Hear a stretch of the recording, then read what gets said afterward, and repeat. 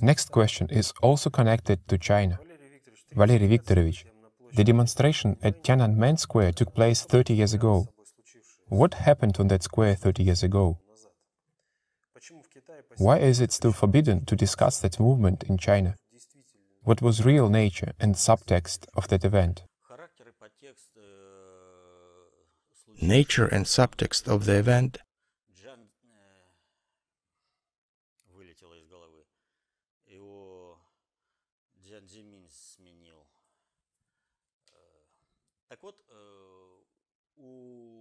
China had its own Gorbachev,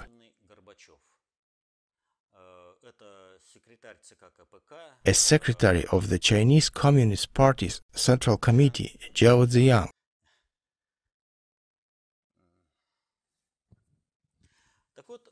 He was superseded by Jiang Zemin. Jiao Ziyang, by working within the framework of betrayal of all post-Soviet domain, was selling out the territory of China, even though China was not considered to be a Soviet domain.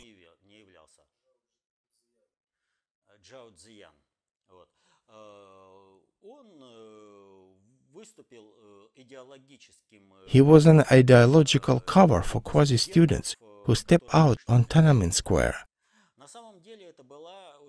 In reality, it was a very serious mission of American and Taiwan intelligence agencies. Undercover Taiwan agents were the main strike force there.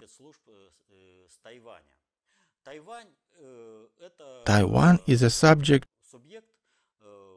It is Chinese territory, but Taiwan pretended to be the center of governance concentration and was going to take over China.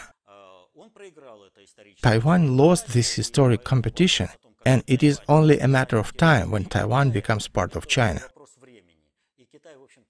China is acting correctly by not rushing events. The fruit should ripen and will fall in the hands of China naturally. That means Taiwan will be a territorial district of China and won't be this unrecognized state. American country elite needed to blow up this situation.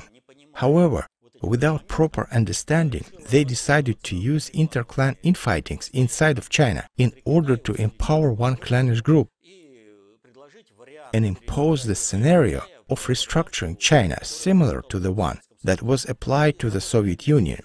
The same think tank institutions work against both countries. Global elite work structurelessly, but country elite work through structures. That is why the country elite is more successful. But since China is a multi-centuries project, country elite failed. The system itself was prepared to deal with a state coup. Thus, even though quote-unquote unarmed students had everything, they were burning tanks, used automatic weapons, and were all in all prepared, that attempted coup on Tiananmen Square was crashed down. Why is there no discussion of Tiananmen in China?